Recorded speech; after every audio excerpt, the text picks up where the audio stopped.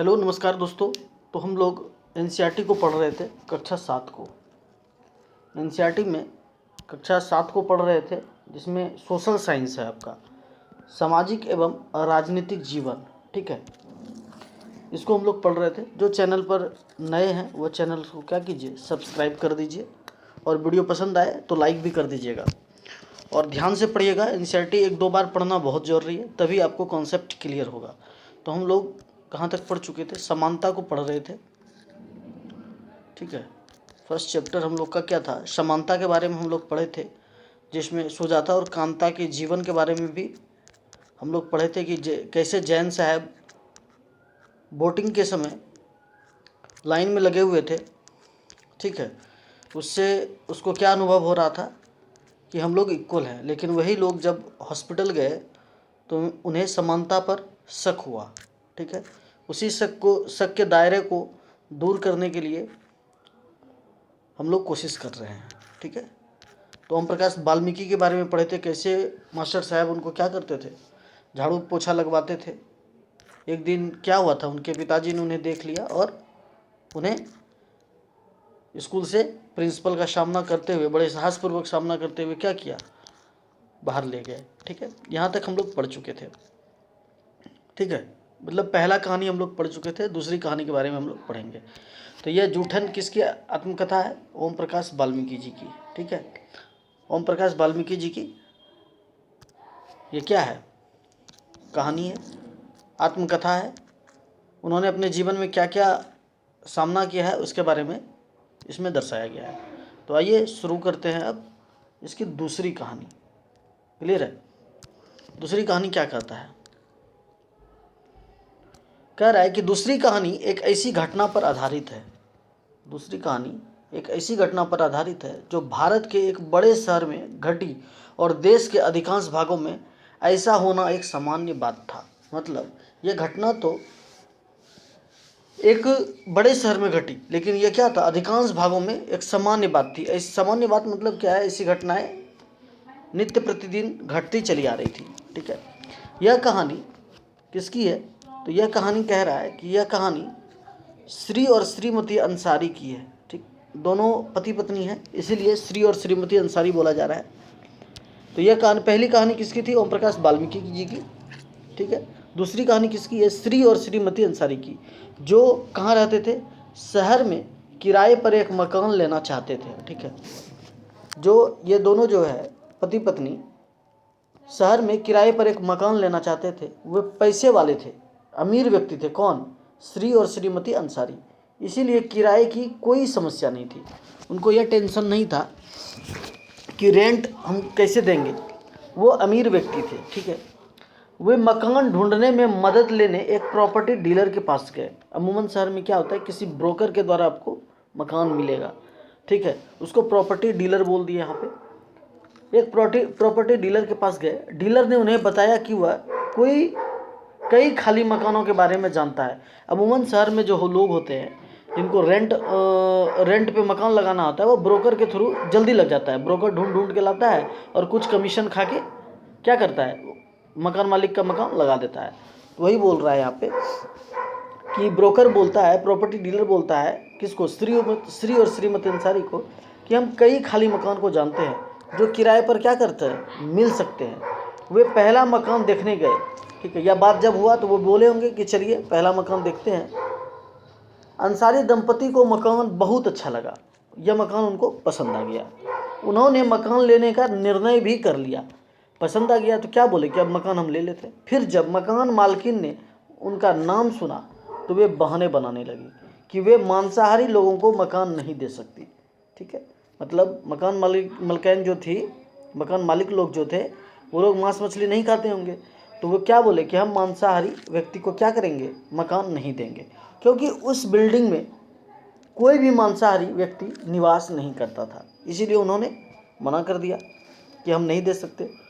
Property dealer और अंसारी दंपति दोनों ही यह सुनकर आश्चर्यचकित रह गए, क्योंकि पड़ोस से मछली पकाने की गंध आ रही थी। एक्चुअल में कहानी क्या था, वो जो मकान का मालिक था वो झूठ बोल रहा था। यहाँ पे सुने कि श्री और श्रीमती अंसारी क्या है, नाम से ही आपको पता चलता है कि ये मुस्लिम है।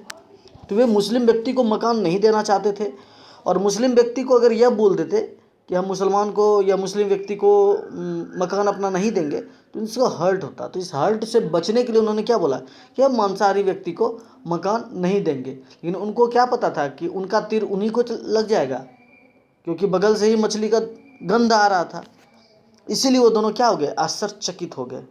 क्लियर है यहाँ तक? ठीक है, कोई दिक्कत? अब देखिए आगे क्या कहता है।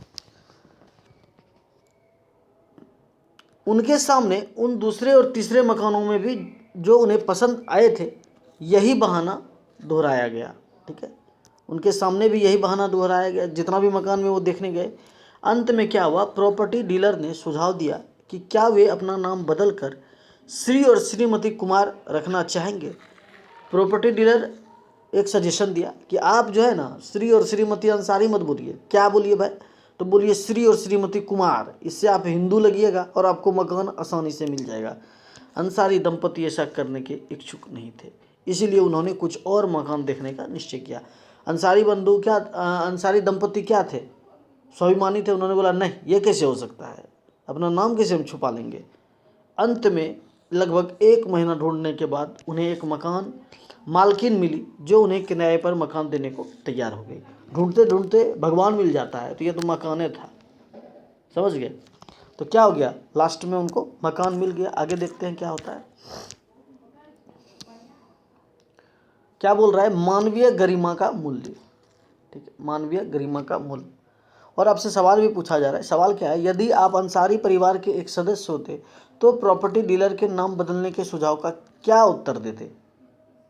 यह उत्तर किस प्रकार देते, या आप बताइए। यह कहानी जो आपने अभी पढ़ा, तो अगर आप अंसारी दंपति के परिवार का सदस्य होते तो इस पर क्या राय देते? क्या आपके अपने जीवन का कोई ऐसी घटना याद है जब आपकी गरिमा को चोट पहुंची हो? आपको उस समय कैसा महसूस हुआ है, या क्या कर रहा है, या थिंक करने बोल रहा है, सोचिए। चलिए, मानवीय गरिमा का मूल्य पढ़ते हैं। ठीक है, मानवीय गरिमा का मूल्य। अब तक आप समझ गए होंगे कि प्राय कुछ लोगों के साथ असमानता का व्यवहार बस इस कारण होता है, असमानता का व्यवहार इस कारण होता है कि उनका जन्म किस जाति, लिंग या धर्म में हुआ है। वे उच्च वर्ग के हैं या मध्यम वर्ग के या निम्न वर्ग के। ओम प्रकाश वाल्मीकि और अंसारी परिवार के साथ असमानता का व्यवहार जातिगत और धर्मगत कारणों से हुआ है। ठीक, ओम प्रकाश वाल्मीकि दलित जाति के थे, इसलिए भेदभाव हुआ। अंसारी दंपति दूसरे धर्म के थे, इसलिए उनके साथ हुआ। तो संविधान तो हमें समानता का भाव उत्पन्न करने की चेष्टा करता है क्या, लेकिन वह निजी जिंदगी में ऐसा संभव है नहीं। हम लोग भी देखते हैं, इसी को तो दूर करना है। जब लोगों के साथ असमानता का व्यवहार होता है तो उनके सम्मान को क्या होता है, ठेस पहुंचता है। जब आपके साथ किसी भी प्रकार का भेदभाव होगा तो आपके सम्मान को क्या पहुंचेगा, ठेस पहुंचेगा। ओम प्रकाश वाल्मीकि तथा अंसारी दंपति के साथ किए गए व्यवहार के कारण उनकी गरिमा को ठेस पहुंची। ठीक है, गरिमा मतलब इज्जत, प्रतिष्ठा, सम्मान को ठेस पहुंची। ओम प्रकाश वाल्मीकि को उनकी जाति के कारण स्कूल में झाड़ू लगवाकर शिक्षकों और छात्रों ने उनके सम्मान को बुरी तरह आहत किया और उन्हें यह महसूस कराया कि वे विद्यालय के अन्य छात्रों के समान नहीं हैं, उनसे कमतर हैं। यह नहीं होना चाहिए।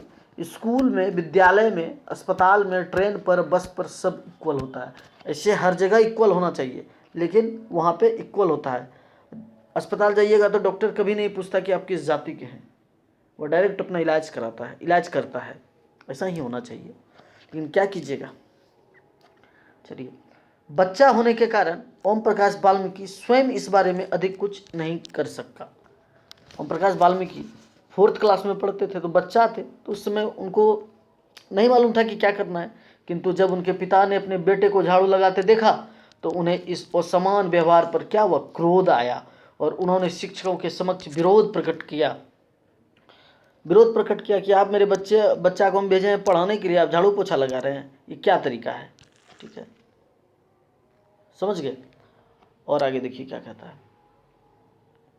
जब लोगों ने अंसारी दंपति को अपना मकान किराए पर देने से इनकार कर दिया तब उनके सम्मान को भी चोट पहुंची। फिर जब प्रॉपर्टी डीलर ने उन्हें नाम बदलने का सुझाव दिया, तब उनके आत्मसम्मान ने ऐसा उन्हें करने से रोक दिया और उन्होंने उस सुझाव को क्या किया, ठुकरा दिया। बिल्कुल सही किया। ओम प्रकाश और अंसारी दंपति के साथ ऐसा व्यवहार नहीं होना चाहिए था। वे उसी सम्मान और उसी गरिमा के हकदार थे जो अन्य किसी व्यक्ति को मिलता है। बिल्कुल ठीक है। आप रेंट पे मकान लगाते हैं, आप आधार कार्ड लीजिए, रेंट दे दीजिए, रेंट पर दे दीजिए, कोई इशू नहीं है। आप जात पात पूछ के क्या कीजिएगा, आपको भोजन करना है उसके यहाँ, आपको ब्याह करना है, महीना पूरता है, रेंट लीजिए। इससे समाज में समानता भी उत्पन्न होगी। ठीक है। अब विद्यालय में जितने भी बच्चे हैं, आप उसको कैटेगरी वाइज नहीं छांट सकते कि तुम किस जाति के हो, किस धर्म के हो, किस वर्ग के हो। आपका सिर्फ एक धर्म है, आप शिक्षक हैं, विद्यार्थी का एक धर्म है, वह विद्यार्थी है, बस इतना ही होना चाहिए। चलिए आगे पढ़ते हैं।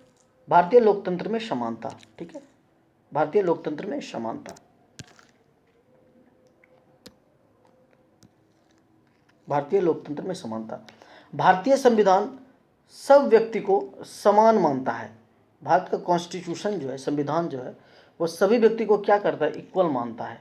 इसका अर्थ है कि देश के व्यक्ति, चाहे वे पुरुष हो या स्त्री, किसी भी जाति, धर्म, शैक्षिक और आर्थिक पृष्ठभूमि से संबंध रखते हो, वे सब समान माने जाएंगे।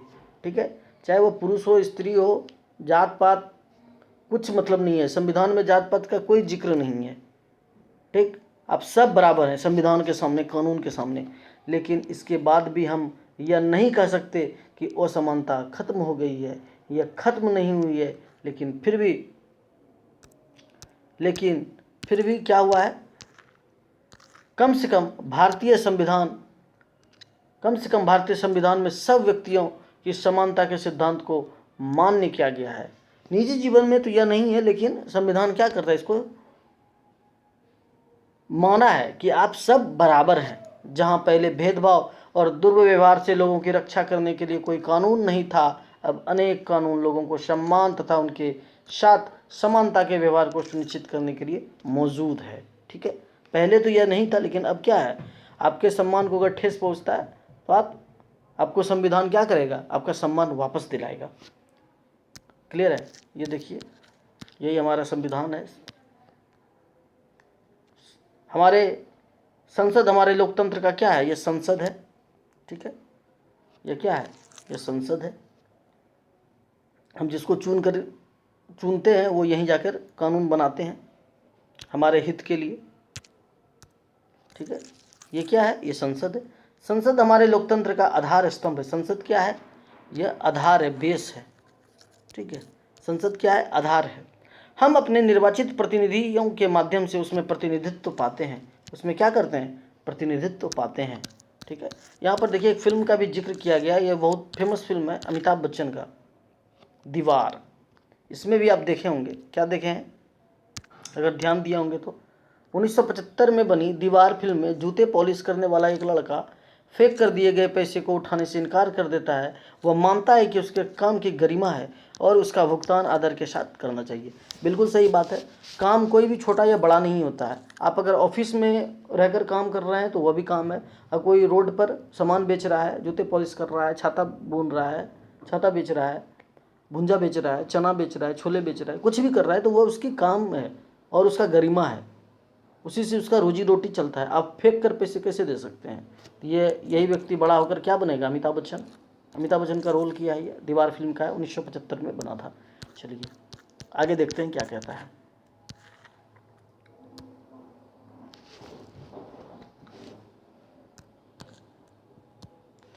समानता को स्थापित करने के लिए संविधान में जो प्रावधान है उनमें से कुछ निम्नलिखित है।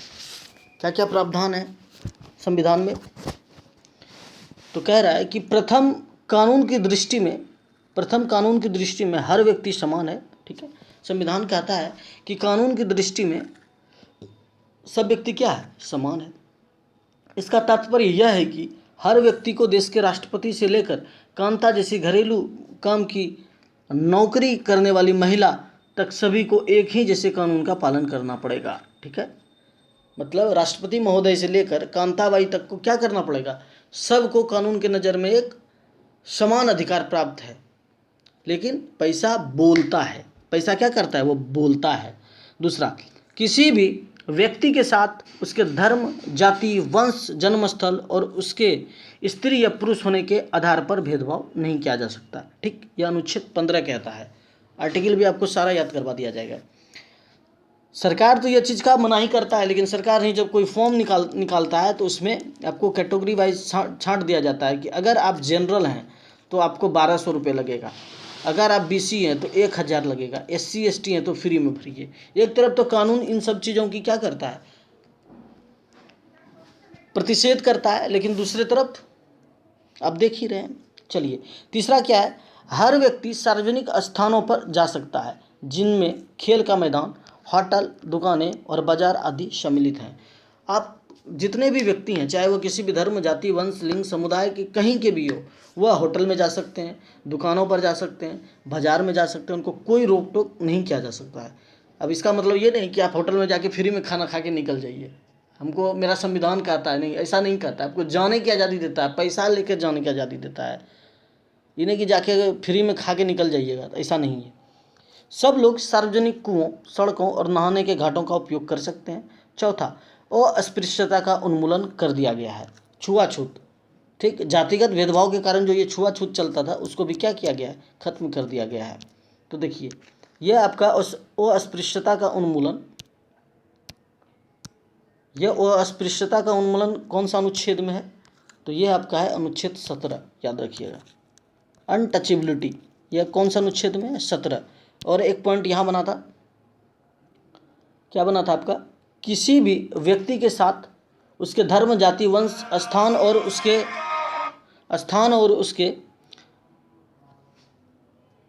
क्या था, किसी भी व्यक्ति के साथ उसके धर्म, जाति, वंश, स्थान और उसके स्त्री या पुरुष होने के आधार पर भेदभाव नहीं किया जा सकता। यह आपका कहता है अनुच्छेद 15। ठीक है, यह क्या कहता है, अनुच्छेद 15। ठीक, और एक अनुच्छेद यहाँ पे देखिए निकलेगा, कानून की दृष्टि में हर व्यक्ति क्या है, समान है। यह बात कौन सा अनुच्छेद कहता है, यह बात कहेगा अनुच्छेद 14। ठीक, कानून के नज़र में सब समान, यह बात कौन कहेगा, यह कहेगा अनुच्छेद 14। ठीक है, तो इसमें 3 अनुच्छेद आपको बताया गया। आर्टिकल 14 कानून के नज़र में क्या है, सब समान है। अनुच्छेद 15 क्या कहता है कि धर्म, जाति, वंश, जन्म स्तर और लिंग के आधार पर आपके साथ कोई भेदभाव नहीं किया जाएगा। और अनुच्छेद 16 क्या कहता है, वो अस्पृश्यता का उन्मूलन, मतलब अनटचेबिलिटी, आप छुआछूत नहीं कर सकते। यह सब कौन अधिकार देता है, तो यह सब हमारा संविधान अधिकार देता है। क्लियर है यहाँ तक? चलिए, अब देखिए क्या कह रहा है, शासन ने संविधान द्वारा मान्य किए गए समानता के अधिकार को 2 तरह से लागू किया है। पहला, कानून के द्वारा, और दूसरा, सरकार की योजनाओं के कार्यक्रम द्वारा सुविधाहीन समाज की मदद करके। ठीक, अभी आपको 3 अनुच्छेद बताया गया, कौन कौन सा अनुच्छेद, 1-2 बार देखिएगा तो याद हो जाएगा। जैसे था, कानून की दृष्टि से सब व्यक्ति समान है, यह बात अनुच्छेद 14 कहेगा। ठीक, यह बात कौन सा कहेगा, अनुच्छेद 14। दूसरा है कि किसी भी व्यक्ति को उसके धर्म, जाति, वंश, स्थान और उसके स्त्री या पुरुष होने पर, मतलब लिंग के आधार पर उसके साथ क्या भेदभाव नहीं किया जा सकता। यह बात कौन बोलेगा, तो यह बात बोलेगा अनुच्छेद 15। ठीक, और तीसरा एक और अनुच्छेद था, वो अस्पृश्यता का उन्मूलन। ठीक, अनटचेबिलिटी, यह बात बोलेगा आपको, यह अधिकार कौन देता है, तो यह अधिकार देता है अनुच्छेद 17। क्लियर है? ये 3 महत्वपूर्ण अनुच्छेद था, इसको ध्यान में रखना है।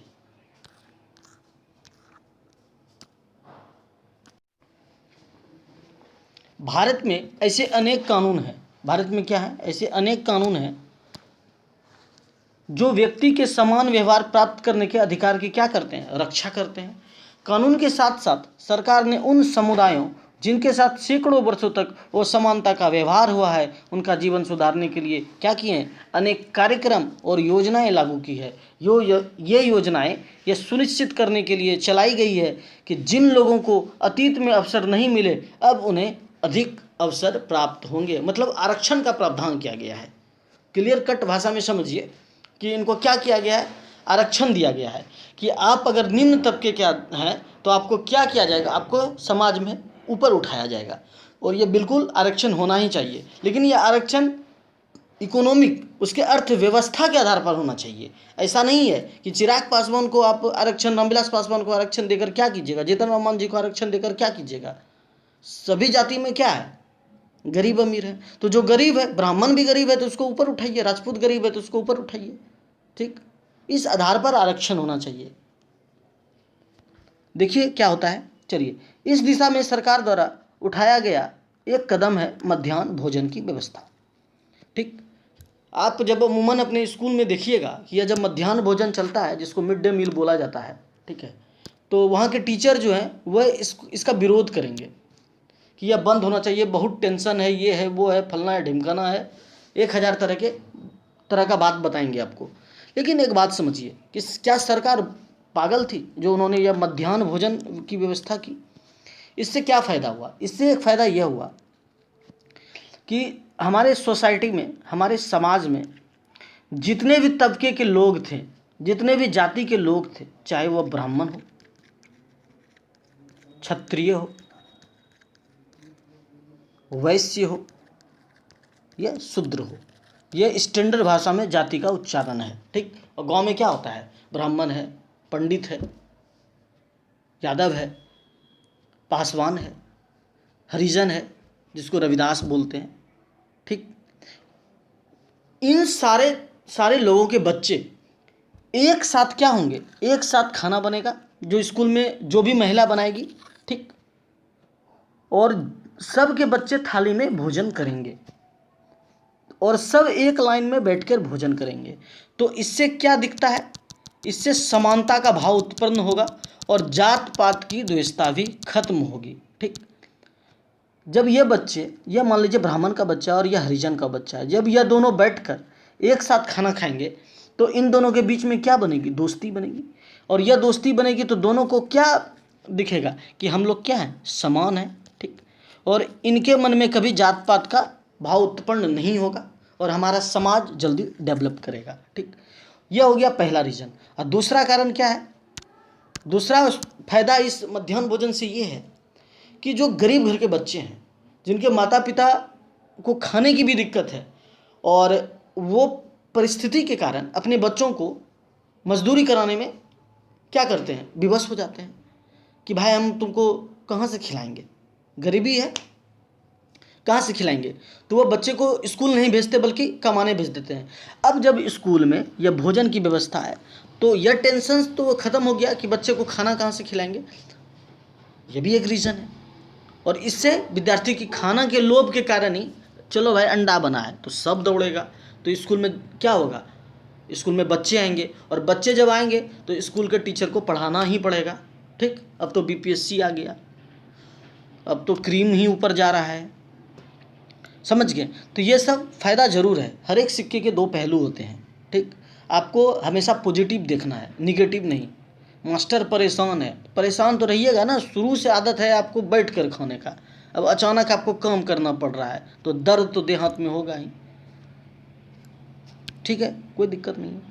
इस कार्यक्रम के अंतर्गत सभी सरकारी प्राथमिक स्कूलों के बच्चों को दोपहर का भोजन स्कूल द्वारा दिया जाता है। ठीक, क्या किया जाता है, जितने भी सरकारी स्कूल हैं, ठीक है, सब में दोपहर का भोजन क्या किया जाता है, दिया जाता है सारे बच्चों को। यह योजना भारत के सर्वप्रथम तमिलनाडु राज्य में प्रारंभ की गई थी। ठीक, आपसे क्वेश्चन पूछा जाएगा कि मिड डे मील योजना सर्वप्रथम किस राज्य में लागू हुआ, तो आप क्या आंसर दीजिए, तमिलनाडु। ठीक है, एक क्वेश्चन निकल के आया, बुक पढ़ने से ही होता है, आप लाइन बाय लाइन बुक पढ़िए, आपको क्वेश्चन वन लाइनर याद करने का जरूरत ही नहीं है, आपको सारी चीज़ें खुद ब खुद रिकॉल होती चली जाएगी। ठीक, ये हो गया।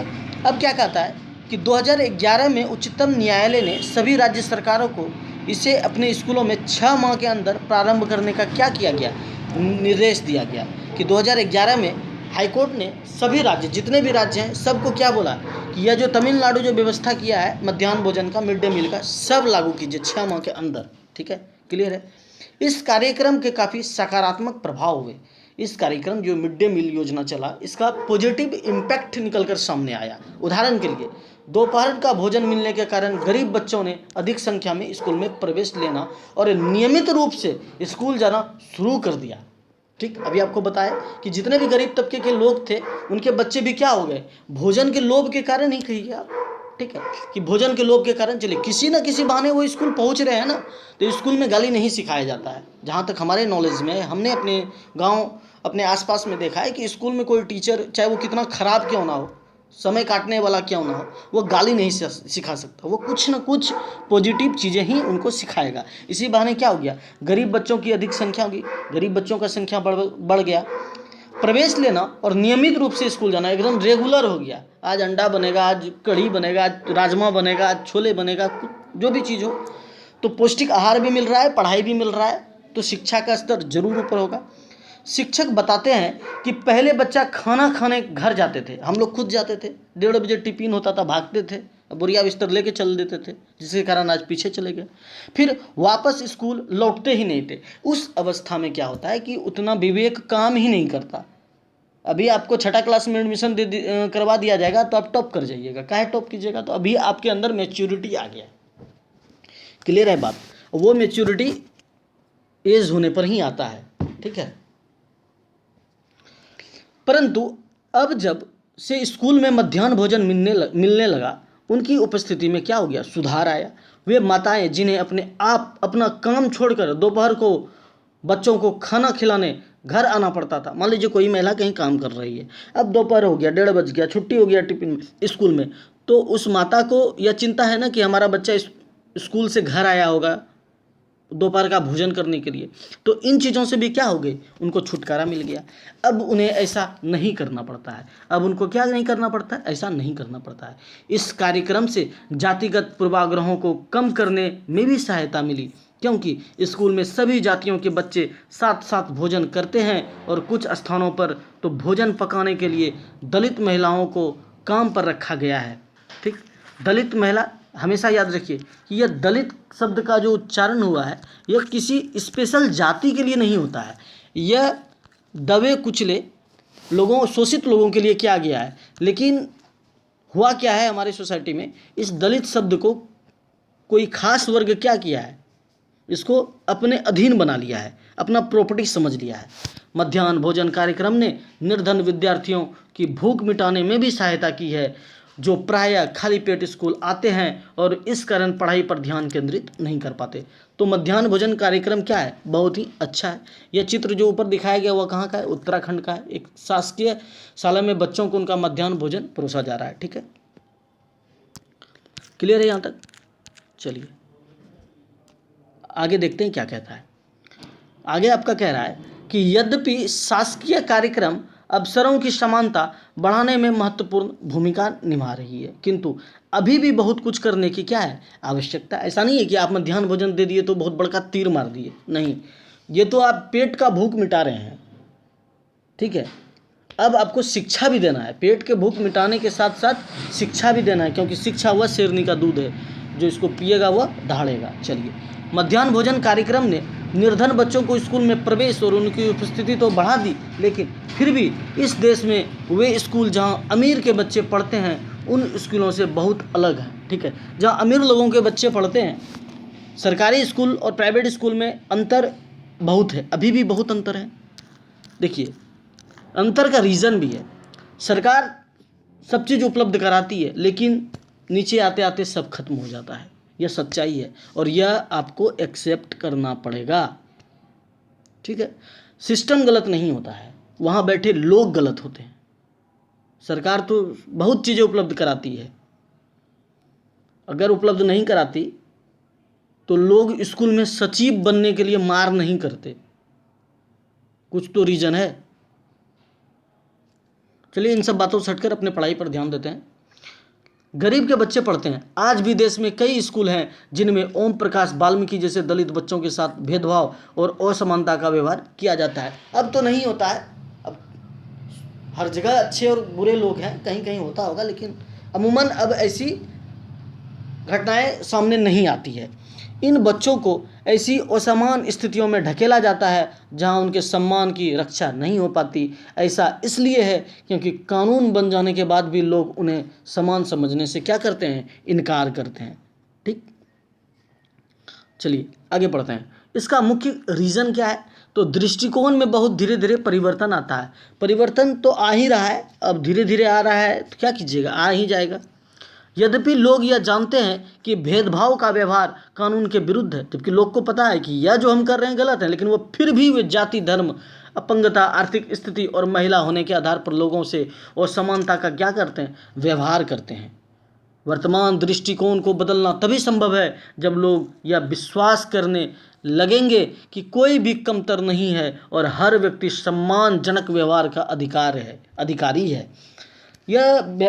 यह परिवर्तन तो आएगा ही जब सब बच्चे पढ़ने लगेंगे, जब शिक्षा का प्रसार होगा तो यह सारी चीज़ें ऑटोमेटिक खत्म हो जाएगी। प्रजातंत्रीय समाज में समानता स्थापित करना एक सतत संघर्ष है जिसमें व्यक्तियों और विभिन्न समाजों का सहयोग देना है। इस पुस्तक में आप इसके बारे में और अधिक पढ़ेंगे। ठीक है, क्या कह रहा है कि इस पुस्तक में आप और अधिक क्या करेंगे, पढ़ेंगे। ठीक, यहाँ पे देखिए ये बाबा साहेब अम्बेडकर जी हैं। अपने आत्मसम्मान को दांव पर लगाकर जीवित रहना अशोभनीय है। ये कहते हैं कि सेल्फ रिस्पेक्ट को दांव पर लगाकर जीवित रहना क्या है, वो शोभनीय है। आत्मसम्मान जीवन का क्या है, सबसे जरूरी हिस्सा है। इसके बिना व्यक्ति नगण्य है, इसके बिना व्यक्ति क्या है, नगण्य है। आत्मसम्मान के साथ जीवन बिताने के लिए व्यक्ति को कठिनाइयों पर विजय प्राप्त करनी होती है। केवल कठिन और निरंतर संघर्ष से ही व्यक्ति बल, विश्वास और मान्यता प्राप्त कर सकता है। ठीक, संघर्ष से ही व्यक्ति मजबूत भी बनता है। और क्या कहते हैं बाबा साहेब अम्बेडकर कि मनुष्य नाशवान है। मनुष्य क्या है, नाशवान है। हर व्यक्ति को किसी न किसी दिन मरना है, परंतु व्यक्ति को यह संकल्प लेना चाहिए कि वह अपने जीवन का बलिदान आत्मसम्मान के उच्च आदर्शों को विकसित करने और अपने मानव जीवन को बेहतर बनाने में करेगा। किसी साहसी व्यक्ति के लिए आत्मसम्मान रहित जीवन जीने से अधिक अशोभनीय और कुछ नहीं हो सकता है। यह कथन किसका है, यह कथन है बाबा साहेब भीमराव अंबेडकर का। ठीक, जिन्हें कानून का क्या बोलते हैं, पिता बोलते हैं। ठीक, यहाँ तक क्लियर है। चलिए आज यहाँ तक पढ़ते हैं, उसके बाद हम लोग अन्य लोकतंत्रों में समानता के मुद्दे पर भी चर्चा करेंगे। आराम से पढ़ेंगे तो आपको वर्डन फील नहीं होगा, आपको बोझ नहीं लगेगा और पढ़ने में मज़ा भी आएगा। तो इसको कंप्लीट कर लेते हैं। पहले कह रहा है कि इसका मुख्य कारण यह है कि दृष्टिकोण में बहुत धीरे धीरे परिवर्तन आता है। यहाँ तक तो हम लोग पढ़ चुके हैं। ठीक, यहाँ तक हम लोग क्या किए, पढ़ चुके हैं। नेक्स्ट वीडियो में हम लोग अन्य लोकतंत्र में समानता के मुद्दे को पढ़ेंगे। तो मैं फिर से आपको कह रहा हूँ कि अगर मेरे द्वारा बताई गई चीज़ें आपको पसंद आ रही है, ठीक है, तो वीडियो को लाइक करें, सब्सक्राइब करें, अपने दोस्तों तक पहुँचाएँ। और सब्सक्राइब कीजिएगा तो हमें भी पढ़ाने में क्या होगा, मज़ा आएगा। आपका लाइक से हमें कुछ अर्निंग तो नहीं होगी, लेकिन हमारा आत्मबल जरूर बढ़ेगा। अभी आपने पढ़ा ना, आत्मविश्वास, वो बढ़ेगा। ठीक है, तो यह कौन सा बुक से पढ़ाई हो रहा है, यह एनसीईआरटी का बुक है। ठीक है, यह क्लास 7th का बुक है, सोशल साइंस का, सामाजिक विज्ञान का। क्लियर है, क्या है यह, सोशल साइंस। बहुत जल्द हम आपको मैथ्स भी पढ़ाएंगे, इंग्लिश भी पढ़ाएंगे, सारी चीज़ें उपलब्ध करा देंगे। आप आराम से प्लेलिस्ट खोलिए, इम्पैक्ट शिक्षा सर्च कीजिए, प्लेलिस्ट खोलिए, वहाँ पे आराम से line by line part 1, part 2, part 3 करके देखते चले जाइए। आपको बहुत मज़ा आएगा। आप जैसे जैसे हमारा क्लास कीजिएगा आपका मनोबल हाई होता चला जाएगा। आपको लगेगा नहीं कि आधा घंटा आप कैसे निकाल दिए। ठीक है, मिलते हैं नेक्स्ट वीडियो में। थैंक यू, धन्यवाद।